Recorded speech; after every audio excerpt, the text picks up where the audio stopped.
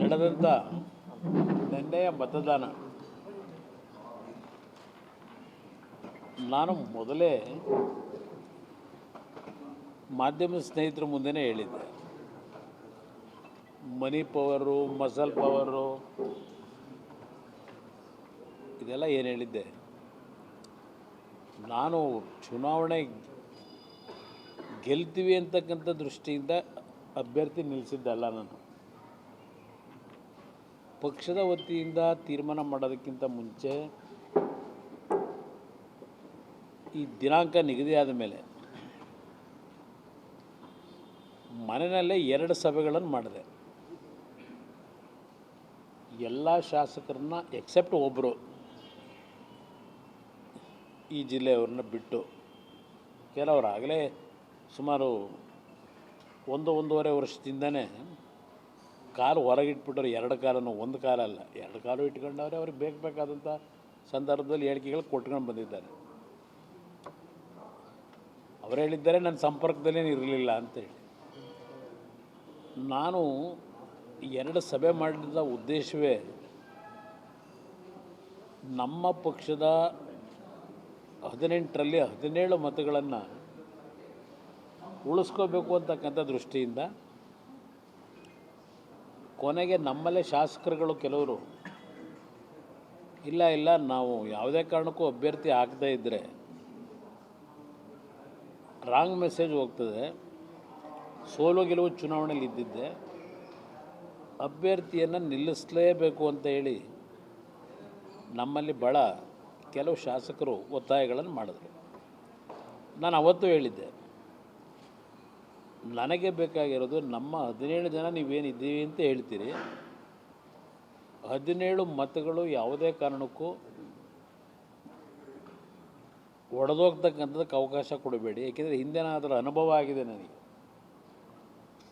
ಆ ಹಿನ್ನೆಲೆಯಲ್ಲೇ ಹೇಳಿದಾಗ ಇಲ್ಲ ನಮಗೆ ಪರೀಕ್ಷೆ ಮಾಡಬೇಕು, ನಿಜಕ್ಕೂ ಯಾರ್ಯಾರು ಯಾವ ರೀತಿ ಇದ್ದಾರೆ, ಈ ಪಕ್ಷದ ಬಗ್ಗೆ ಗೌರವ ಇಟ್ಟವರು ಯಾರಿದ್ದಾರೆ, ಹಿತಶತ್ರುಗಳು ಯಾರಿದ್ದಾರೆ, ಇದು ಪರೀಕ್ಷೆ ಆಗಬೇಕು ಅಂದರೆ ನೀವು ಅಭ್ಯರ್ಥಿ ಹಾಕಲೇಬೇಕು ಅಂತಕ್ಕಂಥದ್ದು ನನ್ನ ಮೇಲೆ ಒತ್ತಡ ತಂದಂಥದ್ದು. ಆ 2 ಸಭೆ ಮಾಡಿದಾಗ ಅದರ ಮೇಲೆ ತೀರ್ಮಾನ ಮಾಡೋದು ಅಭ್ಯರ್ಥಿ ನಿಲ್ಲಿಸಬೇಕು ಅಂತ ಹೇಳಿ. ಈ ಚುನಾವಣೆಯ ನೆನ್ನೆಯ ಫಲಿತಾಂಶ ಬಹುಶಃ ನಮಗೆ ಇನ್ನೊಂದು ರೀತಿಯ ಅನುಭವವನ್ನು ಕೊಟ್ಟಿದೆ ಅನ್ನೋದು ನಾನು ಹೇಳ್ತೀನಿ. ಯಾರನ್ನೂ ದೂಷಣೆ ಮಾಡಲಿಕ್ಕೆ ಹೋಗಲ್ಲ. ಈಗ ಅತಿಯಾಗಿ ನಂಬಿಕೆ ಇಡ್ತಕ್ಕಂಥದ್ದು ಸೂಕ್ತ ಅಲ್ಲ ಅಂತಕ್ಕಂಥದ್ದು ಒಂದು ಸಂದೇಶ ಕೆಲವರು ಕೊಟ್ಟಿದ್ದಾರೆ. ನನ್ನ ಅತಿಯಾದ ನಂಬಿಕೆಯನ್ನು ಎಲ್ಲರ ಮೇಲೂ ಇಡ್ತೀನಿ, ಅದು ನಿಮ್ಮಲ್ಲಿ ಬಂದಿರತಕ್ಕಂಥ ಈ ಗುಣನ ಸ್ವಲ್ಪ ಬದಲಾವಣೆ ಮಾಡ್ಕೊಳ್ಳಿ ಅಂತಕ್ಕಂಥ ಸಂದೇಶ ನೆನ್ನೆಯ ಫಲಿತಾಂಶ ನನಗೆ ವೈಯಕ್ತಿಕವಾಗಿ ಕೊಟ್ಟಿದೆ. ಇಲ್ಲಿ ಯಾರನ್ನ ದೂಷಣೆ ಮಾಡಲಿಕ್ಕೂ ಹೋಗಲ್ಲ. ಈ ಫಲಿತಾಂಶದಿಂದ ಯಾವುದೇ ದೊಡ್ಡ ಮಟ್ಟದ ಬದಲಾವಣೆಯೂ ನಾವೇನು ತರಲಿಕ್ಕೇನಾಗೋದಿಲ್ಲ. ನಮಗೆ ನಿಜವಾದ ಒಂದು ಅಖಾಡ ಇರತಕ್ಕಂಥದ್ದು 28ರ ಚುನಾವಣೆ. ಅದಕ್ಕೆ ಪಕ್ಷ ಯಾಕೆ ಸಂಘಟನೆ ಮಾಡಬೇಕು ಅಂತಕ್ಕಂಥದ್ದು ಈಗ ನಾವು ಚರ್ಚೆ ಮಾಡಬೇಕಾಗಿದೆ. ಹಲವಾರು ಸಂದರ್ಭದಲ್ಲಿ ಇಂಥ ಒಂದು ಬೆಳವಣಿಗೆ ಆದಾಗ ಈ ಪಕ್ಷ ಉಳಿಸಿ ಬೆಳೆಸ್ಕೊಂಬಂದಿರತಕ್ಕಂಥದ್ದು ಕಾರ್ಯಕರ್ತರೇ. ನಮ್ಮಲ್ಲಿ ನಿಷ್ಠಾವಂತ ಕಾರ್ಯಕರ್ತರ ಕೊರತೆ ಇಲ್ಲ. ಆ ಕಾರ್ಯಕರ್ತರ ದುಡಿಮೆ ಮೇಲೆ ಬೆಳೆದಂಥವರು ಯಾವ್ಯಾವ ರೀತಿಯಲ್ಲಿ ಹಲವಾರು ಸಂದರ್ಭದಲ್ಲಿ ತೀರ್ಮಾನಗಳು ತೆಗೆದುಕೊಂಡು ಹೋಗಿದ್ದಾರೆ. ಅದರಿಂದ ಏನು ಪಕ್ಷಕ್ಕೇನು ಹಿನ್ನಡೆ ಆಗಿಲ್ಲ. ನಾನು ದೇಶದ ರಾಜಕಾರಣನೇ ಈಗ ನೋಡ್ತಾ ಇದ್ದೀನಿ. ದೇಶದ ರಾಜಕಾರಣ 3 ಬಾರಿ 2 ಬಾರಿ ಮುಖ್ಯಮಂತ್ರಿಗಳಾದಂಥ ಪಕ್ಷಗಳ ಪರಿಸ್ಥಿತಿಗಳು ಏನಾಗ್ತಿದೆ ಅಂತಕ್ಕಂಥದ್ದು ದೇಶದ ನಾನಾ ಭಾಗದ ರಾಜ್ಯಗಳಲ್ಲಿ ಏನು ಫಲಿತಾಂಶಗಳನ್ನು ಕಂಡಿದ್ದೇನೆ. ಸುದೀರ್ಘವಾಗಿ ಮುಖ್ಯಮಂತ್ರಿಗಳಾಗಿ ಅಧಿಕಾರ ನಡೆಸಿದಂಥ ಪಕ್ಷಗಳು ಇವತ್ತು ಯಾವ ಪರಿಸ್ಥಿತಿಗೆ ಬಂದಿದೆ. ಪ್ರತಿನಿತ್ಯ ನೀವೇ ಜನಗಳ ಮುಂದೆ ಇಡ್ತಾ ಇದ್ದೀರಿ. ಆದರೆ ಒಂದು ನನಗೆ ಇನ್ನೂ ವಿಶ್ವಾಸ, ನಾನು ಅಧಿಕಾರದಲ್ಲಿ 2 ಬಾರಿ ಆಕಸ್ಮಿಕವಾಗಿ ಮುಖ್ಯಮಂತ್ರಿ ಆದನು. ನಮ್ಮ ರಾಷ್ಟ್ರೀಯ ಅಧ್ಯಕ್ಷರು ದೇವೇಗೌಡರು ಈ ಒಂದು ಪಕ್ಷನ ಈ ಜಾತ್ಯತೀತ ಜನತೆಗಳ ಒಂದು ಭಾಗ ಇರಲಿ, ಅವರ ರಾಜಕಾರಣಕ್ಕೆ ಬಂದಂಥ ದಿನದಿಂದ ವಿರೋಧ ಪಕ್ಷದಲ್ಲೇ ಕೆಲಸ ಮಾಡ್ಕೊಂಬಂದಿರೋದು ಅವರು.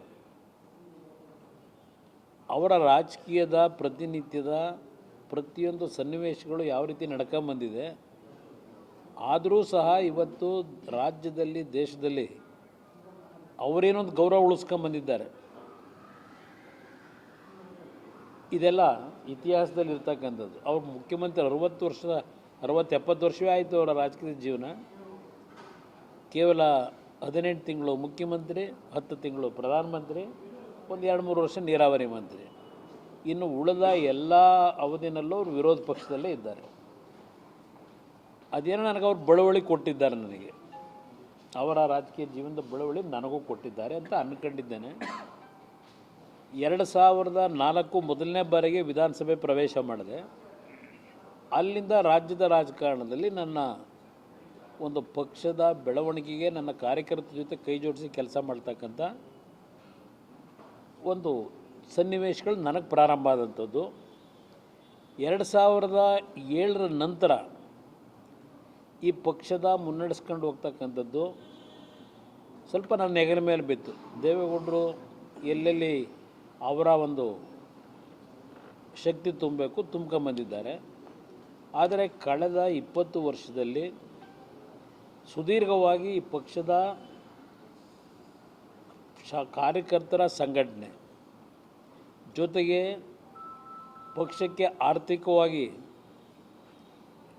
ಶಕ್ತಿ ಇಲ್ಲದೇ ಇದ್ದರೂ ಈ 20 ವರ್ಷ ಈ ಪಕ್ಷ ಇನ್ನೂ ಈ ರಾಜ್ಯದಲ್ಲಿ ಒಂದು ಅಸ್ತಿತ್ವ ಇಟ್ಕೊಂಡಿದೆ ಅಂತಕ್ಕಂಥದ್ದನ್ನಾದರೂ ನಾನು ಕಾರ್ಯಕರ್ತರ ಜೊತೆಗೂಡಿ ಇಲ್ಲಿವರೆಗೆ ಉಳಿಸ್ಕೊಂಬಂದಿದ್ದೇನೆ.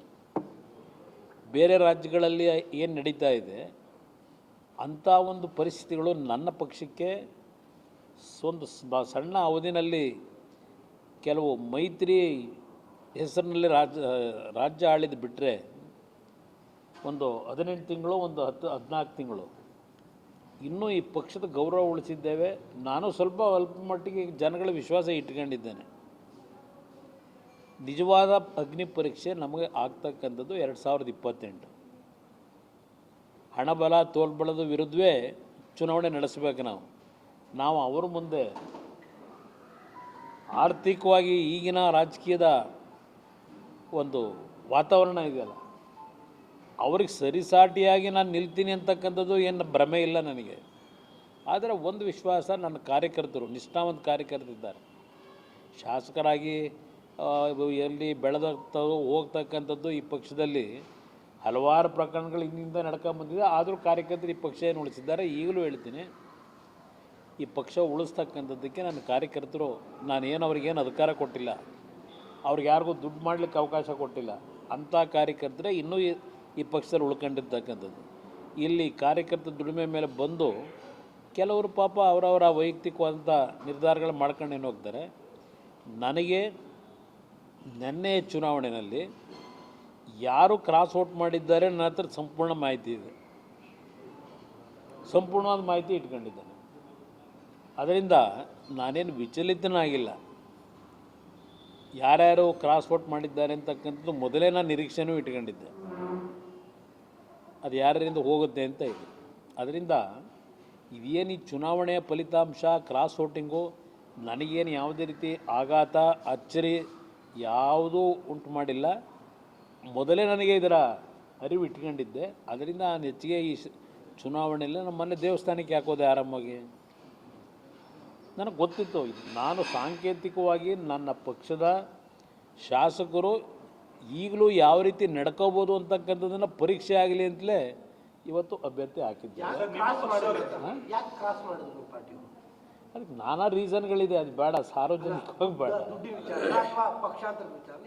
ಇಲ್ಲ ಪಾಪ ಅವರಿಗೆ ಕ್ಷೇತ್ರದಲ್ಲಿ ಅಭಿವೃದ್ಧಿ ಆಗ್ತಿಲ್ಲ ಅಂತಕ್ಕಂಥದ್ದು ಒಂದು ಭಾಗ.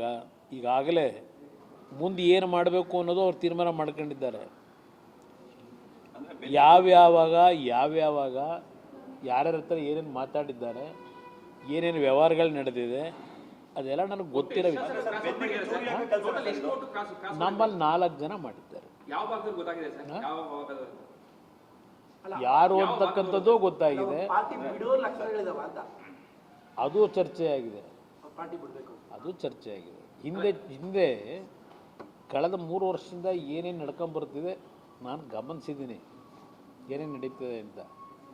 ಅದು ಗಮನಿಸಿದ್ರೂ ನಾನು ಅವ್ರಿಗೆ, ನೋಡ್ರಪ್ಪ, ನಿಮ್ಮ ಕ್ಷೇತ್ರದಲ್ಲಿ ಜನಗಳಿಗೆ ಏನೇನು ಮಾತು ಕೊಟ್ಟಿದ್ದೀರೋ, ಗೆಲ್ಲಿಸಿದ್ದಾರೆ, ನೀವು ಆ ಮಾತು ಜನಗಳ ಹತ್ರ ಉಳಿಸ್ಕೊಳ್ಳಿಕ್ಕೆ ಮಾತು ಕೊಟ್ಟಿರ್ತಕ್ಕಂಥದ್ದು, ನಿಮಗೆ ಅನುಕೂಲಗಳು ಮಾಡ್ಕೋಬೇಕು ಅಂದರೆ ಇವತ್ತು ನೀವು ನಿಮ್ಮ ಜಾತಿ ಹೆಸರಿನಲ್ಲೋ ಇಲ್ಲ ಇನ್ಯಾವುದೋ ಒಂದು ಇದರಲ್ಲಿ ಯಾವ್ಯಾವ ರೀತಿ ನಿಮ್ಮ ಕ್ಷೇತ್ರಕ್ಕೆ ಅಭಿವೃದ್ಧಿ ಮಾಡ್ಕೋಬೇಕು ಮಾಡ್ಕೊಳ್ರಪ್ಪ ಅಂತ ನಾನು ಹೇಳಿದ್ದೀನಿ. ನಾನು ಯಾರಿಗೂ ಹೊಸಬ್ರು ಬರ್ತಾರೆ, ಅದೇ ಜನ್ಜಿ ಅಂತ ಈಗ ಹೊಸದಾಗಿ ಶುರುವಾಗಿದೆಯಲ್ಲ, ಬಹಳ ಜನ ಬರ್ತಾರೆ. ನಾನು ರೆಡಿಯಾಗಿದ್ದೀನಿ. ನಾನು ಈ ಪಕ್ಷದಲ್ಲಿ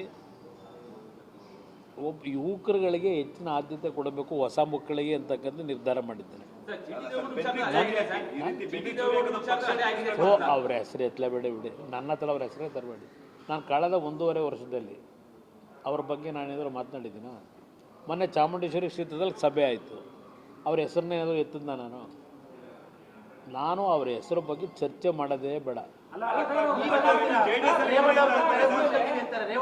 ಯಾವುದೋ 1 ನಿಮಿಷ ಬ್ರದರ್, ಅಂತಿಮವಾಗಿ ಯಾರೇ ಹೋಗಿ ಚರ್ಚೆ ಮಾಡಿದ್ರು ಅಂತಿಮವಾದ ನಿರ್ಣಯ ನನ್ನ ಕಾರ್ಯಕರ್ತರ ಅಭಿಪ್ರಾಯಗಳೇನಿದೆ ಅದನ್ನ ಇಟ್ಕೊಂಡು ನಾನೇ ತೀರ್ಮಾನ ಮಾಡ್ತೀನಿ. ಅವ್ರು ಯಾರು ಬೇಕಾದ್ರೆ ವೈಯಕ್ತಿಕವಾಗಿ ಪಾಪ ಅವರವರು ಆತ್ಮೀಯತೆ ಏನು ಇಟ್ಕೊಂಡಿರ್ತಾರೆ ಅದ್ರ ಮೇಲೆ ಹೋಗಿ ಪಾಪ ಏನೋ ಚರ್ಚೆ ಮಾಡ್ಕೋಬೋದು.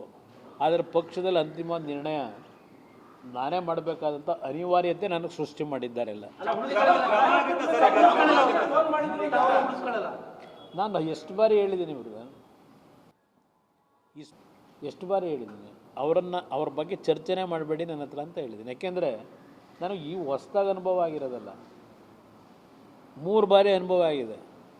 2006ರಲ್ಲಿ ಏನಾಯಿತು, ಆಮೇಲಿಂದ 13ಕ್ಕೆ ಬಂದರು, ಆಮೇಲೆ ಮತ್ತೆ ಆಗೇನೇನು ನಡೀತು, ಮತ್ತಾಮೇಲೆ 18ಕ್ಕೆ ಏನಾಯಿತು, 23ಕ್ಕೆ ಏನಾಯಿತು, ಎಲ್ಲ ನೋಡಿದ್ದೀನಿ. ವೈಯಕ್ತಿಕವಾಗಿ ನಾನು ಏನೂ ಚರ್ಚೆ ಮಾಡೋಕ್ಕೆ ಹೋಗಲ್ಲ. ನನಗದರ ಅನುಭವಗಳಾಗಿದೆ. 2006 ಪಾರ್ಲಿಮೆಂಟ್ ಅಸೆಂಬ್ಲಿ ಇಲ್ಲಿ ಬೈ ಎಲೆಕ್ಷನ್ ಆಯ್ತಲ್ಲ, ಅಲ್ಲಿಂದಲೇ ನನಗೆ ಅನುಭವ ಆಗಿದೆ ಅವ್ರು ಯಾವ ರೀತಿ ಇದ್ದಾರೆ ಅಂತ ಹೇಳಿ.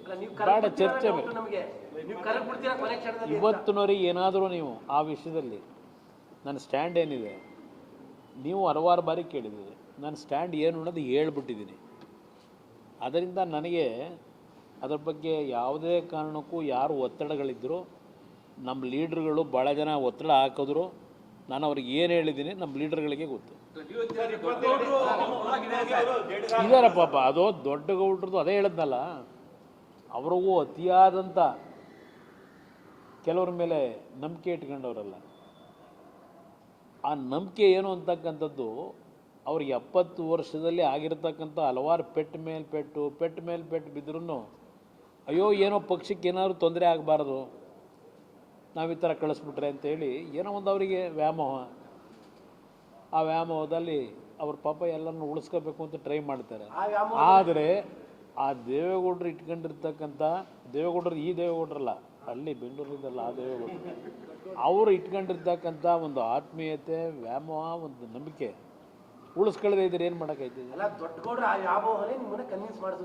ಇಲ್ಲ, ಈ ವಿಷಯದಲ್ಲಿ ಯಾವುದೇ ಕಾರಣಕ್ಕೂ ಬರೀ ಇದೊಂದೇ ಅಲ್ಲ, ಹಲವಾರು ಕ್ಷೇತ್ರದಲ್ಲಿ ಇದೇ ಇದೆ ಅವರಿಗೆ, ದೇವೇಗೌಡರಿಗೆ. ಏನು ಮಾಡೋದು? ನಾವು ಕೊನೆಗೆ ನೀವು ಹೇಳ್ದಂಗೆ ಅವರಿಗೆ ಗೌರವ ಕೊಡಬೇಕು ಅಂತೇಳಿ ಕೆಲವು ವಿಷಯದಲ್ಲಿ ಅವರು ತೆಗೆದುಕೊಳ್ತಕ್ಕಂಥ ನಿರ್ಧಾರಕ್ಕೆ ತಲೆಬಾಗಿದ್ದೇವೆ. ನಿಮ್ಗೆ ಹೇಳಬೇಕು ಅನ್ನೋದಾದರೆ, ನಾನು 1 ಬಾರಿ ತಗೊಳ್ಳಂಥ ನಿರ್ಧಾರ ಅವರ ಅಭಿಪ್ರಾಯಗಳಿಗೆ ವಿರುದ್ಧವಾಗಿ ನಿಮಗೆ ಗೊತ್ತು ನೂರಾರು ಬಾರಿ ಹೇಳಿದ್ದೀನಿ 2006. ಆದರೆ ಆ ನಿರ್ಧಾರ ನಾನು ತೆಗೆದುಕೊಂಡಿದ್ದರಿಂದ ಇವತ್ತು ಒಂದು ರಾಜ್ಯದಲ್ಲಿ ಕುಮಾರಸ್ವಾಮಿ ಯಾರು ಅಂತಕ್ಕಂಥದ್ದು ಜನಕ್ಕೆ ಅರ್ಥ ಆಯಿತು. ಅವ್ರು ತಿಳ್ಕೊಂಡಿದ್ದಾರೆ ನನ್ನ ನಡವಳಿಕೆನ. ಅದೇ ಇವತ್ತು ನನಗಿವತ್ತು ಹೋರಾಟ ಮಾಡಲಿಕ್ಕೆ ಒಂದು ಶಕ್ತಿ. ಆಮೇಲಿಂದ 2007 ಕೆಲವು ತೀರ್ಮಾನಗಳಾದವಲ್ಲ, ಆ ತೀರ್ಮಾನ ಮತ್ತಿನ್ನೊಂದು ಆಘಾತ ಕೊಡಬಾರದು ಅಂತಲೇ ತೀರ್ಮಾನಗಳು ತಗೊಂಡೆ. ಅವ್ರು ಹೇಳಿದಾಗೆ ತೀರ್ಮಾನ ಮಾಡ್ಕೊಂಡೆ. ಅಲ್ಲಿಂದ ಇಲ್ಲಿವರೆಗೆ ಅವ್ರು ಹೇಳಿದಾಗೆ ಕೇಳ್ಕೊಂಬಂದಿದ್ದೀನಿ. ಆದರೆ ಇವತ್ತು ಈ ಪಕ್ಷ ಉಳಿಸ್ಬೇಕಾದಂಥ ಹಿನ್ನೆಲೆಯಲ್ಲಿ ಮತ್ತು ನನಗೆ ಪಕ್ಷ ಉಳಿಸ್ಕೊಳ್ಳೋದು ಒಂದು ಭಾಗ, ಈ ರಾಜ್ಯದ ಪರಿಸ್ಥಿತಿ ಇದೆಯಲ್ಲ, ಇವತ್ತು ರಾಜ್ಯ ಉಳಿಸ್ಬೇಕಾಗಿದೆ. ಈ ರಾಜ್ಯ ಉಳಿಸ್ಲಿಕ್ಕೆ ಇವತ್ತು ಆಕಸ್ಮಿಕವಾಗಿ ರಾಜಕಾರಣಕ್ಕೆ ಬಂದು ಈ ರಾಜ್ಯ ಉಳಿಸ್ತಕ್ಕಂಥದ್ರಲ್ಲಿ ನಾನು ಸರಿಪಡಿಸ್ಕೊಳ್ಳದೆ ಹೋದರೆ, ರಾಜಿ ಆದರೆ ಅಲ್ಲಿ ನನಗೂ ಏನಿದೆ, ನನಗೂ ಬೇರೆಯವ್ರಿಗೂ ವ್ಯತ್ಯಾಸ. ಇವತ್ತು ರಾಜ್ಯ ಆಳ್ತಕ್ಕಂಥವ್ರು ಯಾವ ರೀತಿ ಇದ್ದಾರೆ,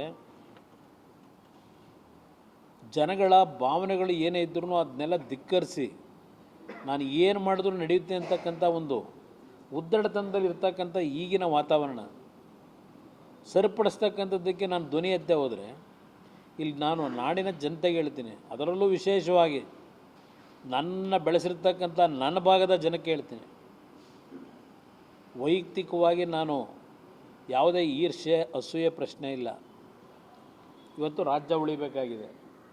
ಆ ಹಿನ್ನೆಲೆಯಲ್ಲಿ ನನ್ನ ಕೆಲವು ಕಠಿಣವಾದ ನಿರ್ಧಾರಗಳನ್ನು ಮಾಡಬೇಕಾದಾಗ, ಕೆಲವು ವಿಷಯಗಳನ್ನ ಎಕ್ಸ್ಪೋಸ್ ಮಾಡಬೇಕಾದ್ರೆ ನಾಡಿನ ಜನತೆಗೆ ಹೇಳ್ತೀನಿ, ಯಾವುದೋ ಒಂದು ವ್ಯಾಮೋಹಕ್ಕೋ ಇಲ್ಲ ಅಸೂಯೆಗೋ ಇಲ್ಲ ಈರ್ಷ್ಯೆಯಿಂದ ನಾನು ಮಾಡ್ತಾ ಇದ್ದೇನೆ ಅಂತಕ್ಕಂಥ ಭಾವನೆ ಇಟ್ಕೋಬೇಡಿ.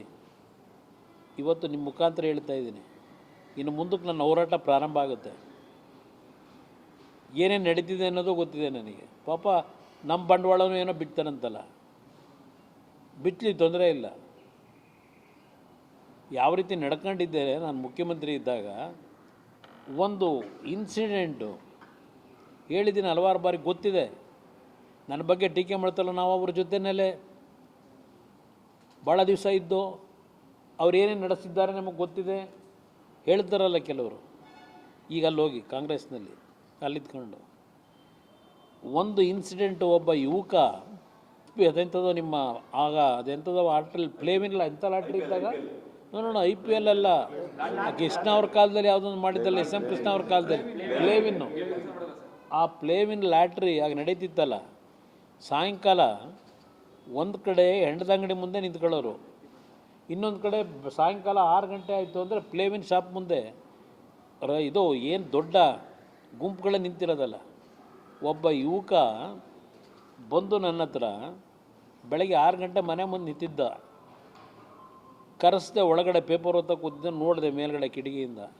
ಕರೆಸ್ಕೊಂಡು ಏನಪ್ಪ ಯಾಕೋ ನಿಂತಿದ್ಯಾ ಅಲ್ಲಿ ಅಂತ ಕೇಳಿದ್ರೆ ಹೇಳ್ತಾನೆ, ಆ ಪ್ಲೇವಿನ್ ವ್ಯಾಮೋಹಕ್ಕೆ ಒಳಗಾಗಿ 2 ಲಕ್ಷ ಸಾಲ ಮಾಡಿದ್ದೀನಿ, ಇವತ್ತಿನ ನಿನ್ನ ಸಾಲ ತೀರಿಸ್ತಿದ್ದೆ, ನಮ್ಮ ಕುಟುಂಬ ಸಂಪೂರ್ಣವಾಗಿ ಸೂಸೈಡ್ ಮಾಡ್ಕೋಬೇಕು ಅಂತಿದ್ದೀವಿ, ಕೊನೆ ಅಂತ ನಿನ್ನ ಹತ್ರ ಬಂದಿದ್ದೀನಿ ಅಂತಾನೆ.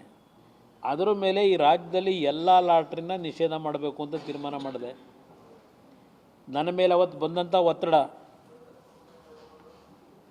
ಗೊತ್ತಿಲ್ವಾ? ಇವತ್ತು ಹೇಳ್ತಾರಲ್ಲ ಕುಮಾರಸ್ವಾಮಿದು ನೋಡಿದ್ದೀವಿ ಅಂತ ಹೇಳಿ, ಅಲ್ಲಿ ಕೂತ್ಕೊಂಡೀಗ ಎಲ್ಲಾರನ್ನ ಮೆಚ್ಚಿಸ್ಕೊಳ್ಳಿಕ್ಕೆ.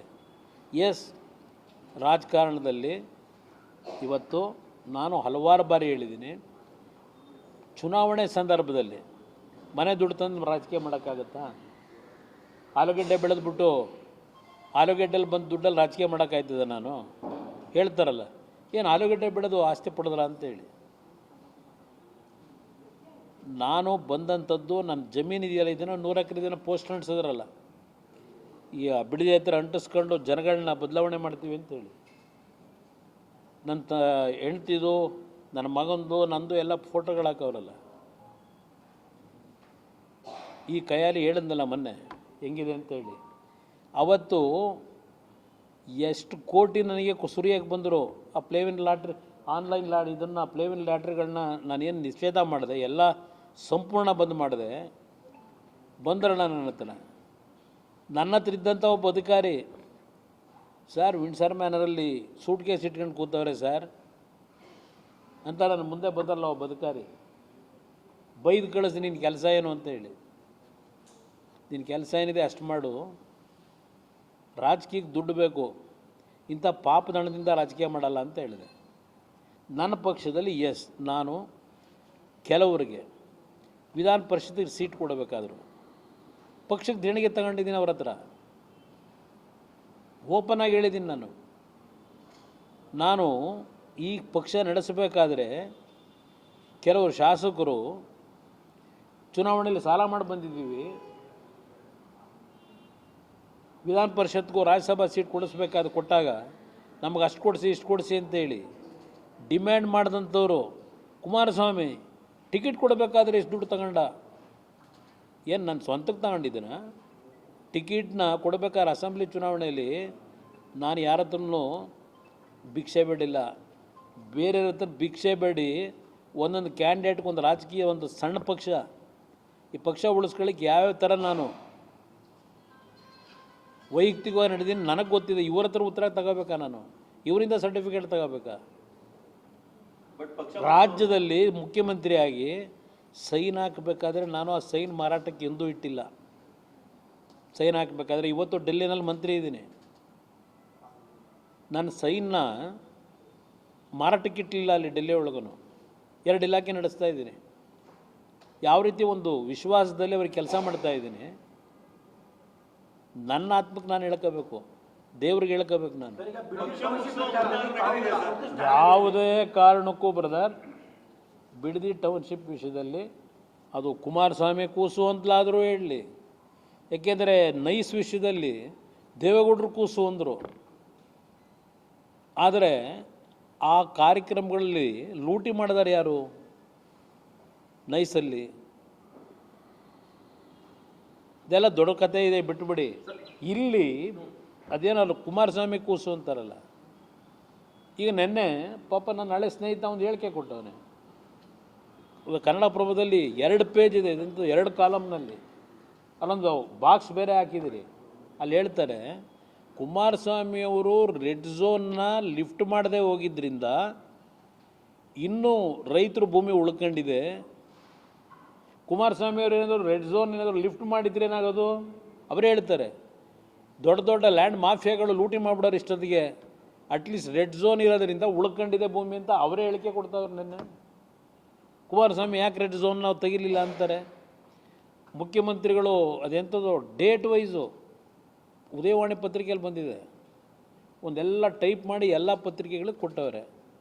2006 ಇಂಥ ಡೇಟು, ಏನಾಯಿತು, ಅಲ್ಲೇನಾಯಿತು, ಇಲ್ಲೇನಾಯಿತು, 8, 10, 11 ಎಲ್ಲ ಕೊಟ್ಕೊಂಡವ್ರೆ. ಸಿದ್ದರಾಮಯ್ಯರ ಕಾಲದವರೆಗೂ ಕೊಟ್ಟು ಇಲ್ಲಿವರೆಗೂ ಕೊಟ್ಟವ್ರೆ. ಈಗ ಇವ್ರು ಏನು ಮಾಡ್ತಾಯಿದ್ದೀವಿ ಅಂತ. ನನ್ನ ಕಾಲದಲ್ಲಿ DLF ಕಂಪ್ನಿ ದುಡ್ಡು ಕಟ್ಟಿಲ್ಲ. DLF ಕಂಪ್ನಿಯವರು ರಾಜ್ಯದಲ್ಲಿ ಗವರ್ನರ್ ಆಡಳಿತ ಇದ್ದಾಗ, ರಾಜ್ಯಪಾಲರ ಆಡಳಿತ ಇದ್ದಾಗ ಕಟ್ಟಿರೋದು ಅವರು. ಆಮೇಲೆ ಮುಂದೆ ಬಂದು ಸರ್ಕಾರದಲ್ಲಿ ದುಡ್ಡು ವಾಪಸ್ ತಗೊಂಡು ಹೋಗವ್ರೆ. ನಾನು ಮಾಡಬೇಕು ಅಂತ ಇದ್ದಿದ್ದು ನಿಜ. ವಿಧಾನಸಭೆಯ ಕಲಾಪದಲ್ಲಿ ರಿಲೀಸ್ ಮಾಡ್ತೀನಿ ಅದೆಲ್ಲ.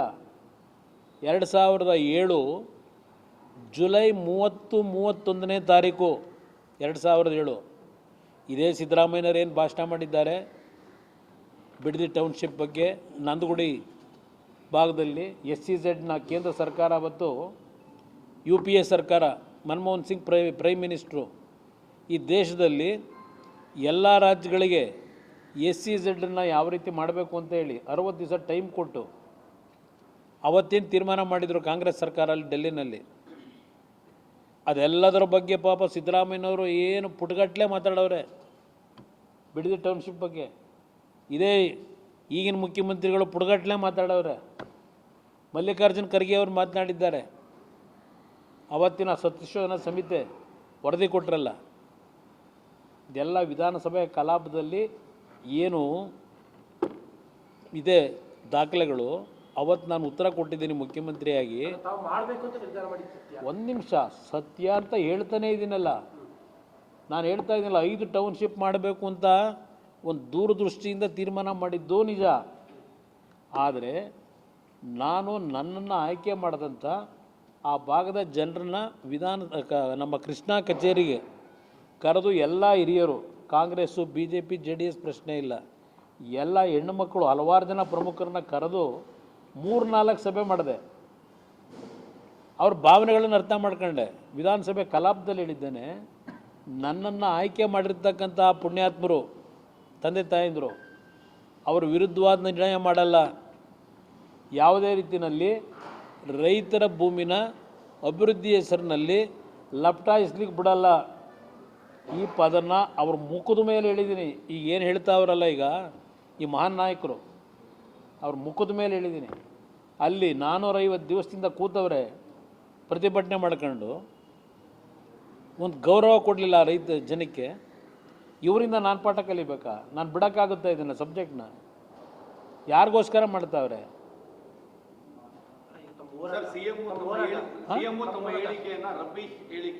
ಯಾವ ರಬ್ಬಿಶು? ಹಾಂ, ಯಾವುದಕ್ಕೆ ರಬ್ಬಿಶ್ ಹೇಳೋರು ಹೇಳಿ? ಯಾವ ಹೇಳಿಕೆ?